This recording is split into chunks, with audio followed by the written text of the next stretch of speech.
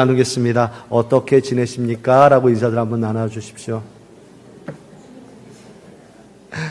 제가 어떻게 지내십니까? 이렇게 묻는 이유는요, 제가 한동안 많은 분들한테 인사말이 어떻게 지내세요? 라고 인사를 받았습니다. 그 이유가 뭐냐면 저희 집사람이 없어서 잘 먹고 살고 있는지, 아이들은 건강한지, 뭐 이런저런 의미를 담아서 그렇게 물어보신 거라고 저는 생각을 합니다만, 제 한편으로 여러 가지 생각이 듭니다.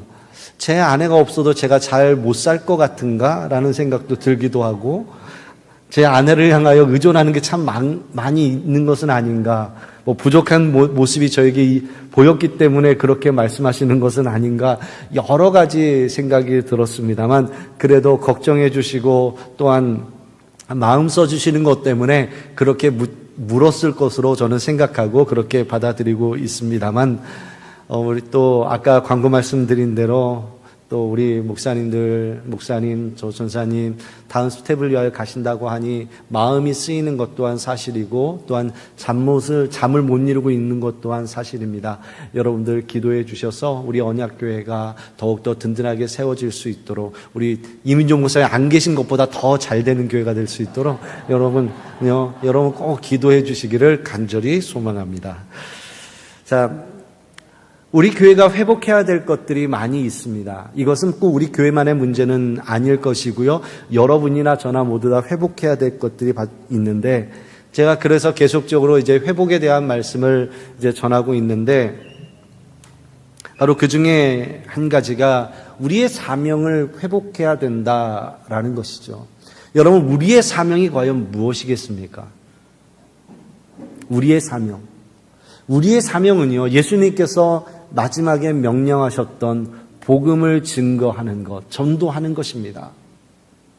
땅끝까지 이르러 내 이름을, 내 복음을 전하라고 말씀하셨던 그 사명을 이루는 것, 바로 그것이 저와 여러분들에게 주어진 사명이죠. 오늘 우리가 읽은 에베소서의 말씀, 자신이 어떠한 은혜를 받았는지 사도 바울이 밝히고 있습니다. 그런데 사도 바울의 행적들을 살펴보면 사도 바울은 마지막으로 가는 여정 속에 로마로 가고자 했습니다. 그런데 그 로마를 가는 이유는 바로 그에게 땅끝까지 이르러 복음을 전하고자 하는 사명이 있었다라는 거죠. 그것은 예수 그리스도로부터 받았던 사명입니다. 사도 바울은 그때 당시에 서머나라는 곳을 향하여 나가기를 원했습니다. 서머나라는 것은 지금의 말로, 지금의 지역으로 하면 바로 스페인 지역입니다. 그러면 그때의 과학적 지식을 생각해 보면 땅끝이라고 하는 그 물리적 그 땅끝은 바로 서머나였던 겁니다. 주님께서 마지막에 말씀하셨던 땅끝까지 이르러 내 증인이 되라고 하셨던 그 말씀을 가슴에 품고 로마를 거쳐서 로마에 온전한 교회가 세워지고 그 교회를 통하여 복음을 전하는 그 전진 기제와 같은 그 과정을 위하여 바로 로마로 가고자 했습니다.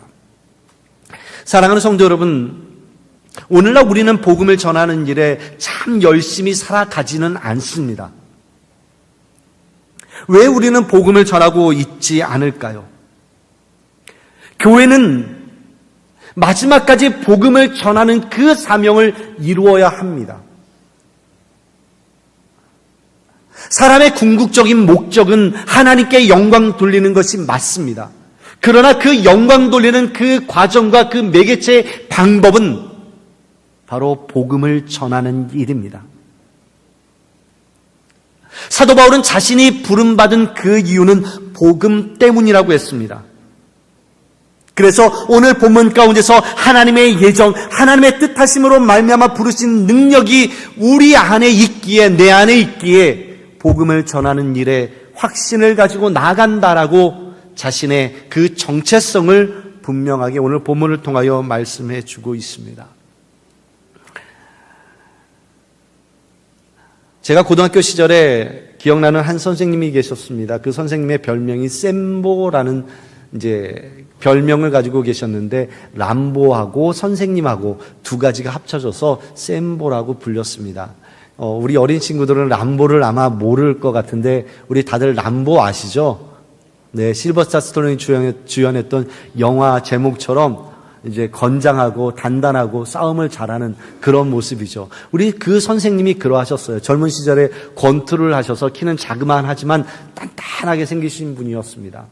그분은 우리 학생들을 만나면 주먹으로 한 대씩 치는 게 인사였습니다. 그런데 그 주먹이 너무 세요. 그래서 한 대 맞을 때마다 너무 아파서 이 가슴 속에서 울컥울컥 올라오는 것이 있는 그런 선생님이셨는데, 그 선생님의 특징은 예수를 너무너무 잘 믿으신다라는 거예요. 그래서 날마다 예수 이야기만 합니다. 그래서 수업 시간에 아이들이 공부하기 싫으면 선생님 교회 이야기 해주세요 하면 마지막 끝날 때까지 교회 이야기만 계속 하다가 끝내시는 그런 분입니다. 아이들을 잘 이해하시고 아이들과 친근하게 지내려고 애쓰시는 분인데, 걸림돌 한 가지가 있습니다. 아까 말씀드린 대로 주먹질을 너무 잘하신다는 거예요. 때로는 한 대, 두 대가 아니라 연타를 가격해 하시는데 너무 아파요. 그래서 친구들은 나중에는 불만이 쌓이는 겁니다. 나 저 선생님 때문에 예수 안 믿어. 교회 안 갈 거야. 이렇게 말씀하시는 거죠. 그런데 그 선생님의 마음을 잘 알면 어떤 분인지 어떠한 뜻으로 하고 있는지 잘 알지만, 그것을 잘 모르는 친구들은 선생님에 대한 불평이 생기게 되고 나는 교회 안 갈 거야 라고 이렇게 말하기도 합니다.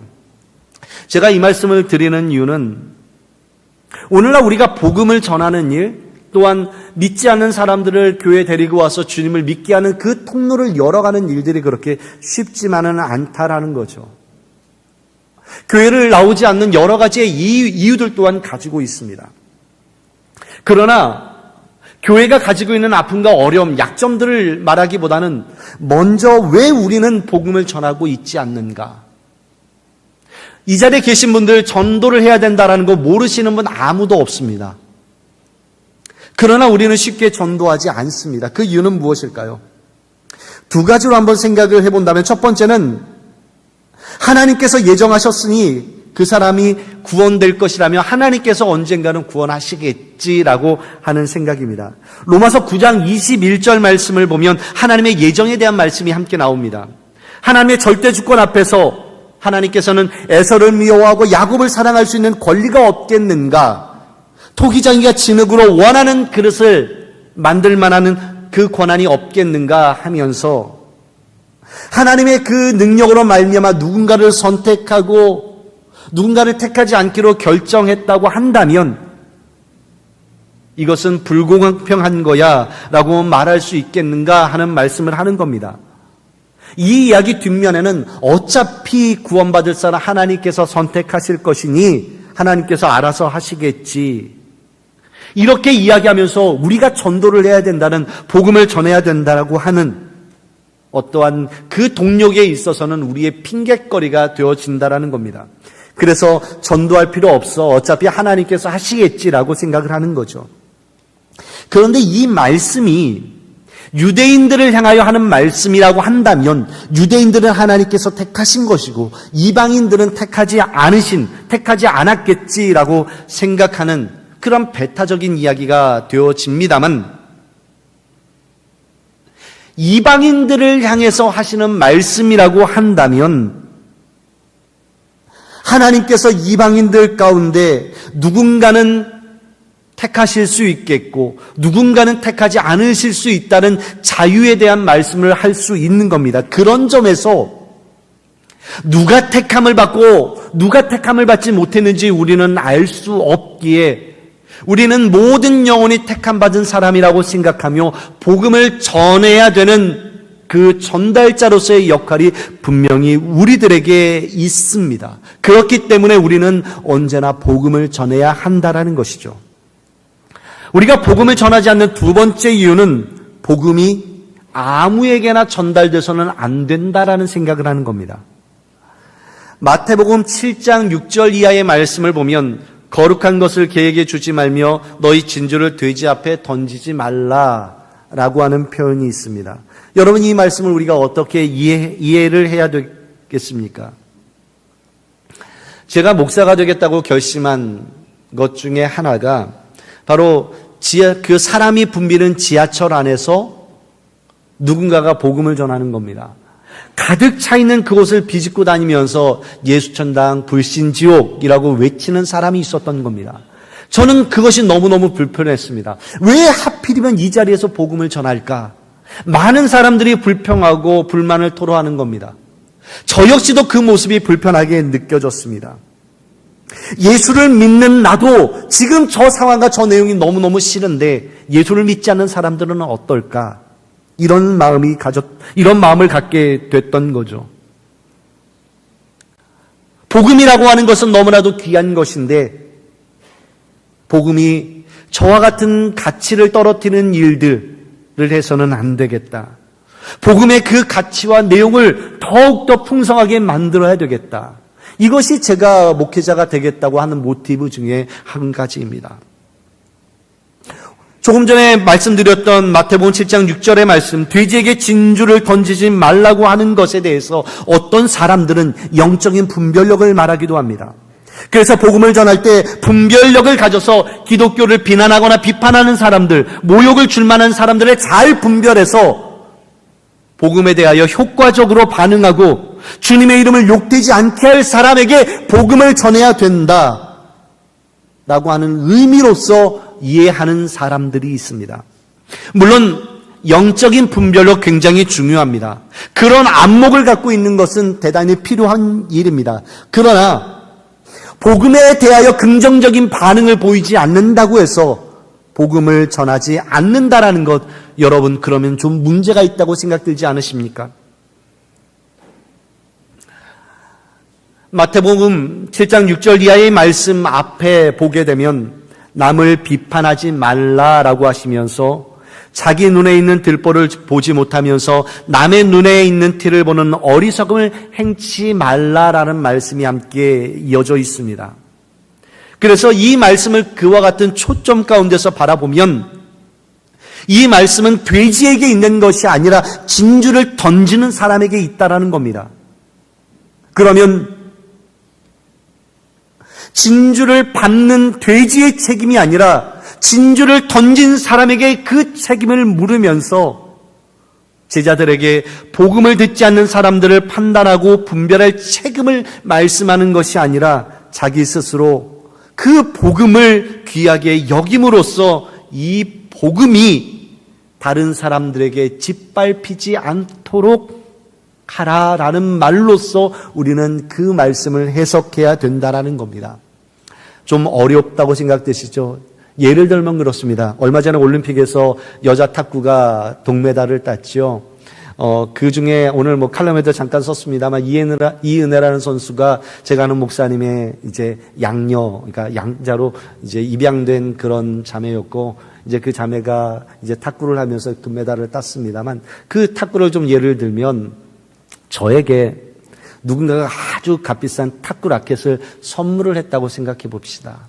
그런데 제가 그 탁구 라켓을 그냥 집안 어딘가에 그냥 내버려 두고 방치해 두었을 때 어느 날 저희 아이가 그 탁구 라켓을 들고 부채질을 하는 겁니다. 그리고 또 어느 날 제 아내가 그 탁구 라켓을 냄비 받침대로 사용을 하는 겁니다. 여러분 그렇게 되면 어떻게 생각하시겠습니까? 만일 제가 그 탁구 라켓을 기름칠을 하고 그것을 운동을 잘 사용하고 제가 날마다 기름칠하며 관리를 하는 그런 라켓이었다면 과연 그렇게 사용되었을까요? 그렇지는 않았을 겁니다. 우리가 복음을 대하는 방식이 바로 그와 같다라는 겁니다. 초대교회 당시의 사람들은 예수를 믿는 사람들을 조롱하고 핍박했습니다. 하지만 그리스도인들은 그때를 잘 참아내고 그들이 가진 복음의 가치와 그리고 그리스도인들의 그 내용, 예수 그리스도가 전해주셨던 그 내용들을 고스란히 잘 품어내고 살았던 사람들입니다. 모욕과 핍박 속에서도 오히려 주님을 더욱더 사랑했으며 그 복음으로 말미암아 그 복음이 온전하게 전달되어지고 증거되는 삶을 살았던 사람들이 초대교회 당시에 예수를 믿는 사람들이었습니다. 그래서 세상 사람들은 그것을 이해하지 못했습니다. 예수가 그 뭐라고 죽기까지 자신들의 생명을 내어놓는가? 세상의 사람들은 그들을 이해하지 못하면서 오히려 예수 믿는 사람들을 괴롭혔던 것이 초대교회 당시의 모습입니다. 하지만 괴롭히는 그 사람들 마음속에 두려움이 있었습니다. 괴롭히면서도 오히려 걱정이 되었습니다. 왜냐하면 그리스도인들이 진짜 같았기 때문입니다. 진짜처럼 살았기 때문입니다. 그와 같은 삶이 있었기에, 복음을 가지고 살아가는 참된 삶이 그들 안에 있었기에 예수를 모르는 사람들은 그들이 두려웠던 겁니다. 그 두려움으로 말미암아 그들에게는 그 두려움을 넘어서서 예수 그리스도는 진짜구나, 예수 그리스도는 살아계신 하나님의 아들이구나, 핍박하고 모욕하던 사람들이 믿기 시작했던 겁니다.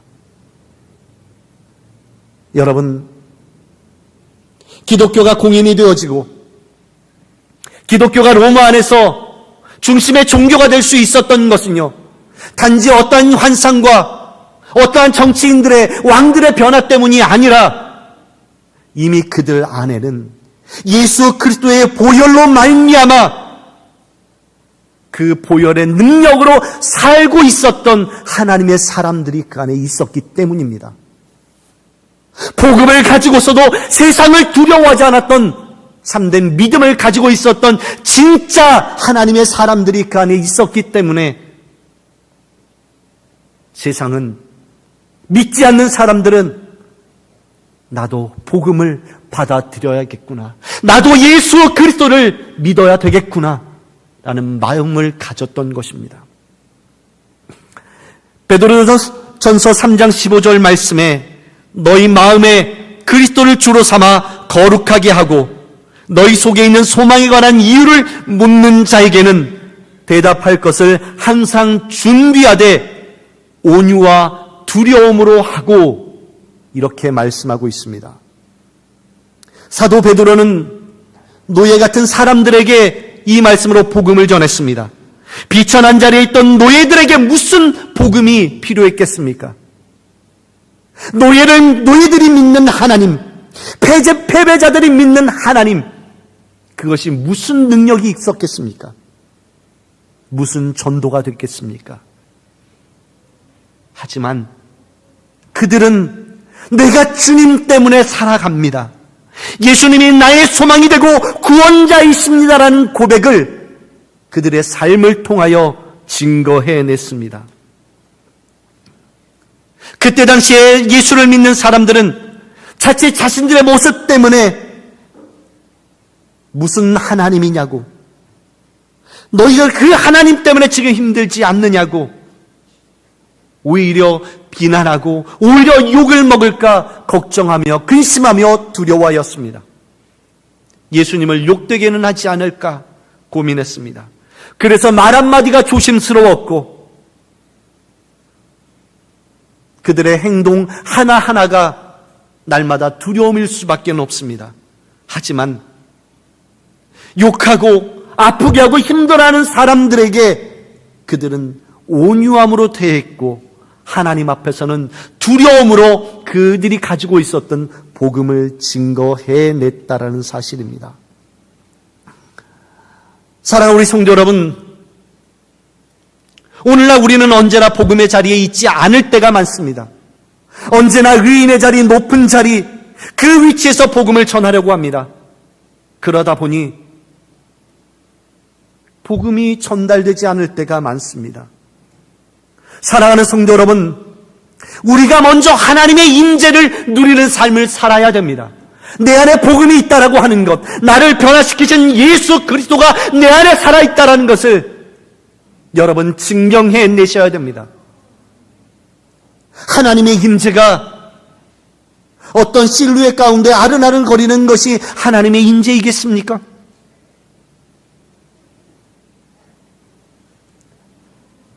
살아계신 하나님을 보여준다고 하는 것이 무엇인가 대단한 것을 보여주는 것이 아닙니다.